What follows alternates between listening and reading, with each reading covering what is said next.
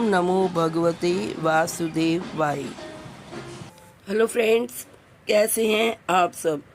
दोस्तों, सावन मास में कृष्ण पक्ष की एकादशी को कामिका एकादशी के नाम से जाना जाता है। यह तिथि धार्मिक दृष्टि से अत्यंत शुभ मानी जाती है।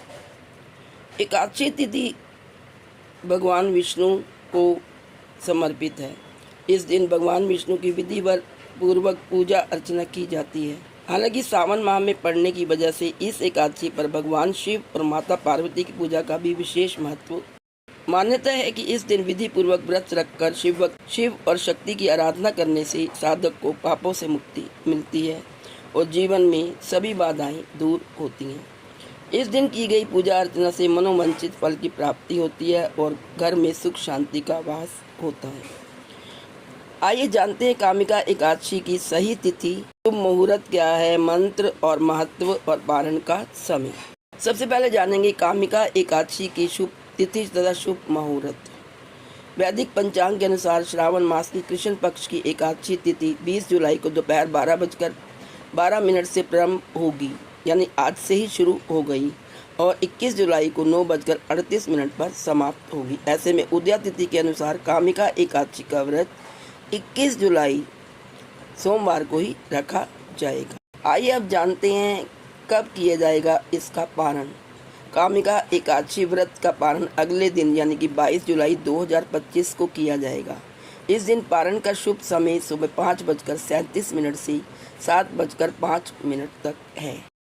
आइए अब जानते हैं कामिका एकादशी की पूजन विधि। श्रावण मास का प्रत्येक सोमवार शिव भक्तों के लिए विशेष होता है और एकादशी का दिन भगवान विष्णु को समर्पित होता है। इस बार दोनों दिन एक साथ होने से भक्तों को शिव और विष्णु दोनों की आराधना करने का दुर्लभ सहयोग मिल रहा है। 21 जुलाई को सावन सोमवार व कामिका एकादशी का सहयोग बन रहा है। ऐसी स्थिति में भगवान शिव और भगवान विष्णु दोनों की कृपा प्राप्त करने का उत्तम अवसर बन रहा है, जिसे धर्म शास्त्र में अत्यंत पुण्यदायी और फलदायी बताया गया है। धार्मिक मान्यता के अनुसार श्रावण मास का प्रत्येक सोमवार शिव भक्तों के लिए विशेष होता है और एकादशी का दिन भगवान विष्णु को समर्पित होता है।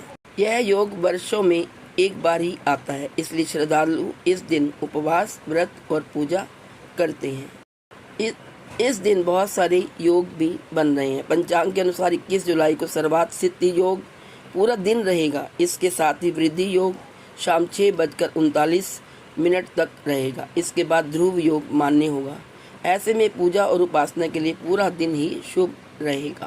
एस्ट्रोलॉजर्स के अनुसार इस दिन चंद्रमा, सूर्य और मंगल की विशेष युति होने से व्रत और उपासना करने वालों को आर्थिक समृद्धि, रोग मुक्ति और पारिवारिक सुख की प्राप्ति होगी। 21 जुलाई का दिन शिव और विष्णु भक्तों के लिए सौभाग्य लेकर आ रहा है। यह दिन आध्यात्मिक साधना और आत्मिक शुद्धि के लिए अत्यंत महत्वपूर्ण है। प्रातःकाल उठकर गंगा या किसी पवित्र नदी में स्नान करें।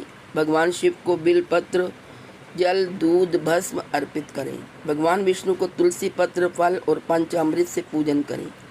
कामिका एकादशी का व्रत रखें और रात्रि में भगवान विष्णु का जागरण करें। ओम नमः शिवाय और ओम नमो भगवते वासुदेव मंत्रों का जाप करें। भगवान को भोग लगाएं, आरती करें और आखिर में क्षमा याचना करें। इस व्रत को रखने से एक दिन पहले ही जातक को चावल का त्याग कर देना चाहिए और अगले दिन सुबह जल्दी उठकर स्नान करना चाहिए। इसके बाद साफ वस्त्रों को धारण करें और किसी पवित्र नदी में स्नान करना सबसे उत्तम होता है। यदि आप नहीं करना चाहते या नहीं कर सकते, ऐसा संभव नहीं है, तो आप अपने स्नान के पानी में थोड़ा सा गंगा जल मिलाकर नहा सकते हैं। इसके बाद पूजा घर में पीले रंग का आसन बिछाएं और उस पर भगवान विष्णु की तस्वीर व मूर्ति स्थापित करें। अब विधि विधान से पूजा और आरती करें। साथ ही कामिका एकादशी व्रत कथा का पाठ भी जरूर करें।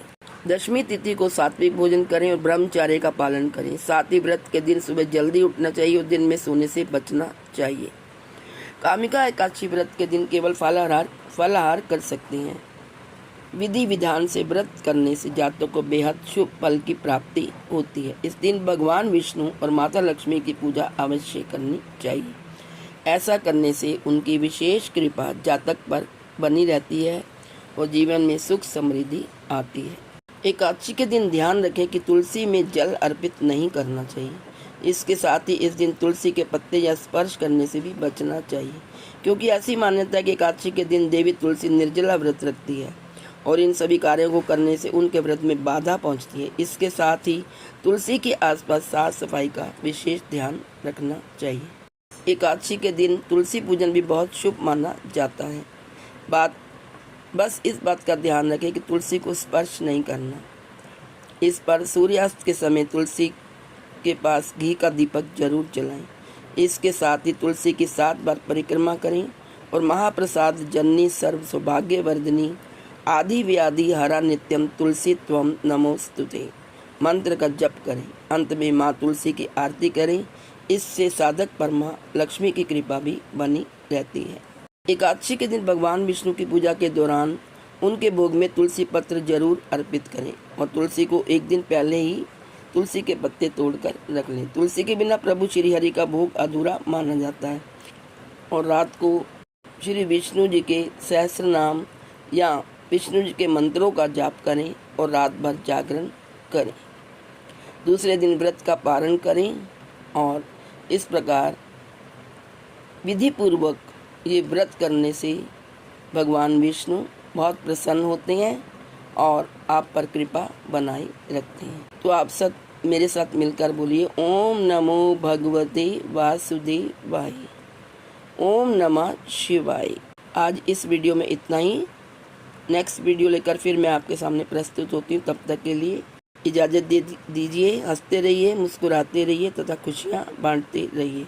यदि आपको वीडियो अच्छी लगे तो इसे लाइक, शेयर तथा सब्सक्राइब अवश्य कर लें।